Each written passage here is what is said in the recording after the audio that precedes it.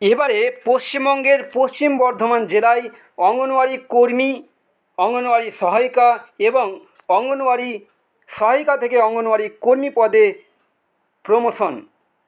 তো প্রথমে আমি তোমাদেরকে দেখাবো যে দেখো এইখানে যে নোটিশটি তোমরা দেখতে পাচ্ছ, recruitment of anganwadi worker and anganwadi helper, এবং এইখানে যে বিজ্ঞপ্তিটি তোমরা দেখতে পাচ্ছ যে recruitment by promotion from anganwadi helper to anganwadi worker.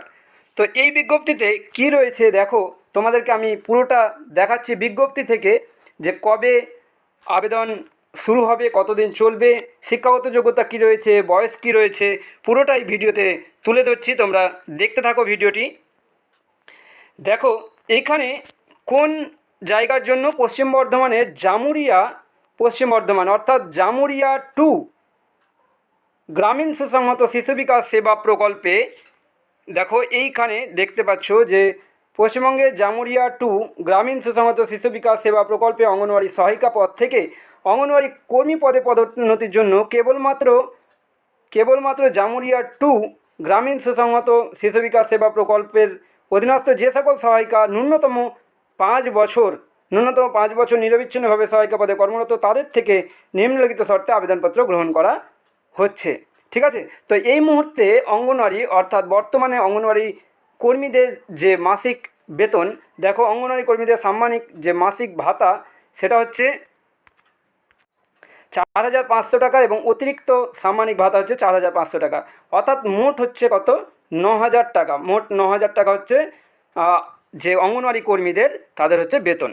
ঠিক আছে, তো জামুরিয়া 2 সুসংহত শিশু বিকাশ সেবা প্রকল্পে কতগুলো শূন্যপদ রয়েছে অঙ্গনওয়াড়ি কর্মী পদে? শূন্যপদ হচ্ছে 17টি, তার মধ্যে অসংরক্ষিত অর্থাৎ জেনারেল ক্যাটাগরি 12টি, তপশিলি জাতি 5টি এবং তপশিলি উপজাতিদের জন্য কোনো ভ্যাকান্সি নেই। শিক্ষাগত যোগ্যতা কি রয়েছে?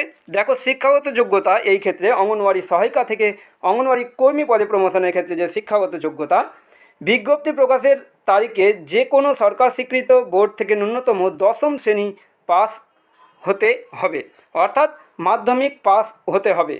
ঠিক আছে, সকল শ্রেণীর প্রার্থীদের ক্ষেত্রে, অর্থাৎ SC ST OBC তাদের ক্ষেত্রে কিন্তু কোনো রকম ছাড় নেই। আবেদনপত্রের সাথে সংশ্লিষ্ট বোর্ডের সরকার স্বীকৃতির ও বৈধতার প্রমাণপত্র আবেদনকারীকে অফিসে দাখিল করতে হবে। আবেদনকারিণী সহায়িকা যদি নিযুক্তির সময় সহায়িকা পদের বিজ্ঞপ্তি প্রকাশের তারিখের পরে উচ্চতর শিক্ষাগত যোগ্যতা অর্জন করে থাকেন, তবে তা অঙ্গনওয়াড়ি কর্মী পদে পদোন্নতির ক্ষেত্রে কোনো অন্তরায় হবে না। অর্থাৎ আবেদনকারিণী সহায়িকা যদি নিযুক্তির সময় সহায়িকা পদের বিজ্ঞপ্তি প্রকাশের তারিখের পর উচ্চতর শিক্ষাগত যোগ্যতা অর্জন করে থাকে, তবে তা কোনো অন্তরায় হবে না। তারপর এখানে দেখো যে 3 নম্বর পয়েন্টটা কি বলছে, এটা ভালো করে লক্ষ্য করো। যে সকল সহায়িকা 19/9/2013 পূর্বে সহায়িকা পদে যোগদান করেছেন, কত তারিখটা, 19/9/2013 পূর্বে সহায়িকা পদে যোগদান করেছেন এবং সহায়িকা পদে আবেদন করার সময় তারা যদি নিজের 10ম শ্রেণী পাস বা উচ্চতর শিক্ষাগত যোগ্যতা গোপন করে থাকেন, তাহলে পদোন্নতির ক্ষেত্রে তাদের আবেদনপত্র বিবেচিত হবে না। অর্থাৎ সেই সময় যদি গোপন করে থাকে, সহায়িকা পদে আবেদন করার সময় যদি নিজের যে মাধ্যমিক পাস সেই যোগ্যতা বা উচ্চ মাধ্যমিক বা উচ্চতর শিক্ষাগত যোগ্যতা যদি গোপন করে থাকে, তাহলে আবেদনপত্র বিবেচিত হবে না। 19/9/2013 তারিখের পর সহায়িকা পদে যোগদান করে থাকলে তাদের ক্ষেত্রে উচ্চতর শিক্ষাগত যোগ্যতা অর্জন করে থাকলে তা আবার বিবেচিত হবে। ঠিক আছে, বয়স কত হতে হবে? দেখো বয়স হতে হবে 19/7/2024 তারিখকে ভিত্তি করে 60 বছর পর্যন্ত বয়স হতে হবে। আর স্থানীয় বাসিন্দা কি? স্থায়ী বাসস্থান সংক্রান্ত যে শর্ত, যে কর্মী পদে আবেদনকারীকে অবশ্যই জামুরিয়া 2 অর্থাৎ 2 নং গ্রামীণ ICDS প্রকল্প এলাকার স্থায়ী বাসিন্দা হতে হবে। অভিজ্ঞতা কি? অভিজ্ঞতা দেখো 19/7/2000 তারিখটিকে ভিত্তি করে অভিজ্ঞতা নিরূপণ করা হবে। তো অভিজ্ঞতার ক্ষেত্রে দেখো এখানে পরীক্ষাটা কীরকম হবে, পরীক্ষার যে সিলেবাস কী রয়েছে দেখো। সহায়িকা পদ থেকে কর্মী পদে পদোন্নতির জন্য 50 নম্বর পরীক্ষা। অভিজ্ঞতার জন্য থাকবে হচ্ছে 10 নম্বর। 8 বছর বা তার ঊর্ধ্বে যদি নিরবিচ্ছিন্নভাবে সহায়িকা পদে কাজ করে থাকে তাহলে 5 নম্বর। 11 বছর বা তার ঊর্ধ্বে নিরবিচ্ছিন্নভাবে সহায়িকা পদে কাজ করে থাকলে 10 নম্বর। অর্থাৎ 8 বছর বা তার ঊর্ধ্বে যদি থাকে তাহলে 5 নম্বর, এবং 11 বছর বা তার ঊর্ধ্বে যদি থাকে তাহলে হচ্ছে 10 নম্বর পর্যন্ত পাবে। ঠিক আছে, লিখিত পরীক্ষার সিলেবাসে কী রয়েছে? লিখিত পরীক্ষা হবে 35 নম্বরের। 35 নম্বরের লিখিত পরীক্ষা, যেখানে গণিত থেকে থাকবে 8ম শ্রেণী মানের গণিত 10 নম্বর, ইংরেজি ভাষা 8ম শ্রেণী মানের 10 নম্বর, পুষ্টি জনস্বাস্থ্য ও নারীদের সামাজিক অবস্থান থেকে 10 নম্বর এবং সাধারণ জ্ঞানের প্রশ্ন হচ্ছে 5 নম্বর। এ হলো লিখিত পরীক্ষার সিলেবাস। এরপর থাকবে হচ্ছে মৌখিক পরীক্ষা অর্থাৎ ইন্টারভিউ থাকবে হচ্ছে 5 নম্বর। প্রশ্ন কেমন হবে? প্রশ্ন হবে কিন্তু এমসিকিউ টাইপের। লিখিত পরীক্ষার প্রশ্ন হবে মাল্টিপল টাইপ অবজেক্টিভ কোশ্চেন অর্থাৎ এমসিকিউ। লিখিত পরীক্ষা ও মৌখিক পরীক্ষার ক্ষেত্রে কোনো ন্যূনতম যোগ্যতা নির্ধারক নম্বর থাকবে না। লিখিত পরীক্ষা আর মৌখিক পরীক্ষায় অনুপস্থিত থাকলে সেই প্রার্থী অযোগ্য বলে বিবেচিত হবে। লিখিত পরীক্ষায় প্রাপ্ত নম্বর, মৌখিক পরীক্ষা প্রাপ্ত নম্বর এবং একটানা কাজের অভিজ্ঞতা নিরীক্ষে প্রাপ্ত নম্বরের অর্থাৎ অভিজ্ঞতার ভিত্তিতে প্রাপ্ত নম্বরের ভিত্তিতে চূড়ান্ত মেধা তালিকা প্রস্তুত করা হবে। লিখিত পরীক্ষায় ও মৌখিক পরীক্ষার প্রবেশপত্রের মাধ্যমে অর্থাৎ অ্যাডমিট কার্ডে সেটা উল্লেখ করা থাকবে। এই হলো পরীক্ষার সিলেবাস। এবার আবেদনপত্র কোথায় জমা দেওয়া যাবে, কবে জমা দেওয়া যাবে এবং কিভাবে জমা দেওয়া যাবে দেখো। আবেদন সংক্রান্ত যে শর্তাবলী এবং আবেদনপত্র জমা দেওয়ার তারিখ। জামুরিয়া জেলা দেখো, জামুরিয়া 2 নং গ্রামীণ সুসংহত শিশু বিকাশ সেবা প্রকল্প পোস্ট জামুরিয়া জেলা পশ্চিম বর্ধমানের কার্যালয়ে 19/7/2024 তারিখ থেকে 9 আগস্ট 2024 পর্যন্ত সরকারি ছুটির দিন শনি ও রবিবার ব্যতীত বেলা 11টা থেকে 3টা পর্যন্ত সিল করা খামে হাতে হাতে জমা দিতে হবে। অর্থাৎ আবেদনপত্র কিন্তু অফলাইনে জমা দিতে হবে, অনলাইন কিন্তু হবে না। ঠিক আছে, অনলাইন আবেদনপত্র গৃহীত হবে না, অফলাইনে হাতে হাতে জমা দিতে হবে। সরকারি ছুটির দিন এবং শনি ও রবিবার ছাড়া অন্যান্য সমস্ত দিন 19/7/2024 তারিখ থেকে 9 আগস্ট 2024 পর্যন্ত কিন্তু আবেদনপত্র জমা দেওয়া যাবে। কোথায় জমা দেওয়া যাবে তোমাদের দেখালাম যে জামুরিয়া 2 সুসংহত শিশু বিকাশ সেবা প্রকল্প জামুরিয়া জেলা পশ্চিম বর্ধমান এর কার্যালয়ে জমা দেওয়া যাবে। দেখো এখানে বিশেষ দ্রষ্টব্য কী লেখা রয়েছে, 9/8/2024 তারিখ বিকেল 3টার পর কোনো আবেদনপত্র জমা নেওয়া হবে না। ডাকযোগে প্রাপ্ত আবেদনপত্র কোনো মতে গ্রাহ্য হবে না এবং অনুরূপ সকল আবেদনপত্র বাতিল বলে গণ্য হবে। শুধুমাত্র নির্ভুল ও সঠিক আবেদনপত্রের ভিত্তিতে লিখিত পরীক্ষার প্রবেশপত্র অর্থাৎ অ্যাডমিট কার্ড প্রদান করা হবে। আবেদনপত্রে কোনো অস্বাক্ষরিত পরিবর্তন গ্রাহ্য হবে না এবং জমা দেওয়ার আবেদনপত্রে কোনো পরিবর্তন অনুরোধ গ্রাহ্য হবে না। তো এই যে সিল করা খাম, মুখ বন্ধ করা সিল করা খামে কী কী উল্লেখ থাকতে হবে?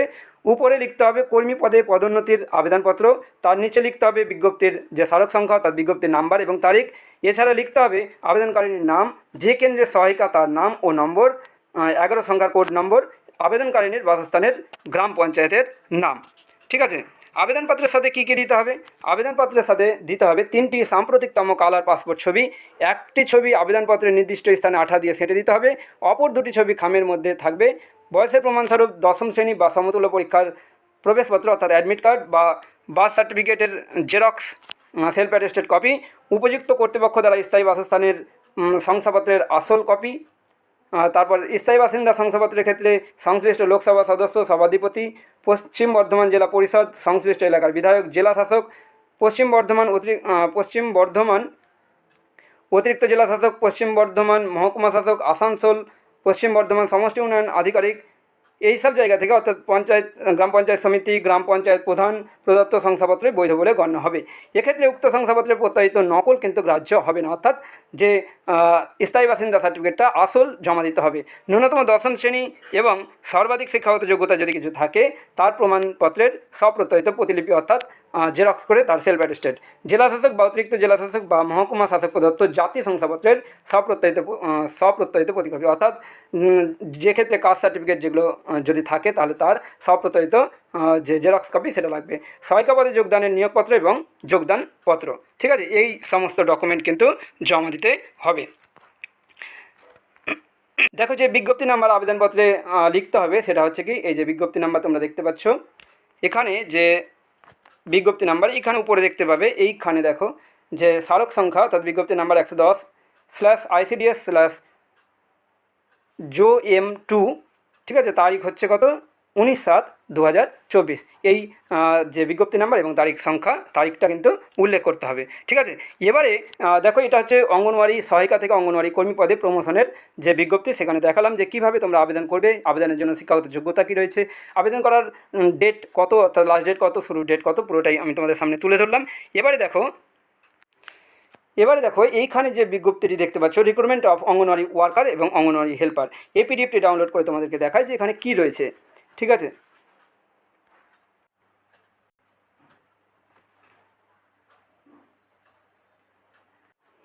এই যে দেখো পিডিএফটি, এখানে তোমরা দেখতে পাচ্ছ, এখানে এই যে বিজ্ঞপ্তিতে যেটা লেখা রয়েছে এখানে দেখো, as per decision taken in DLSMC meeting held on 15/7/2024 direct recruitment of anganwadi worker and anganwadi helper for the 15 government run ICDS project of Paschim Bardhaman district will be done.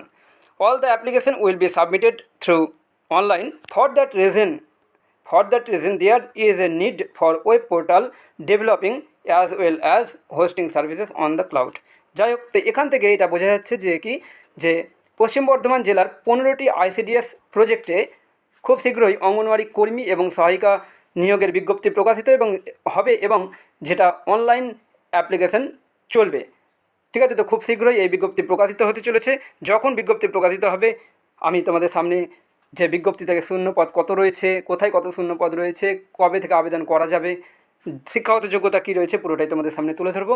তো ভিডিওটি যদি ভালো লাগে তাহলে অবশ্যই লাইক করবে, কমেন্ট করবে এবং চ্যানেলে নতুন হলে অবশ্যই চ্যানেলটি সাবস্ক্রাইব করে পাশে থাকা বেল আইকন প্রেস করে দেবে।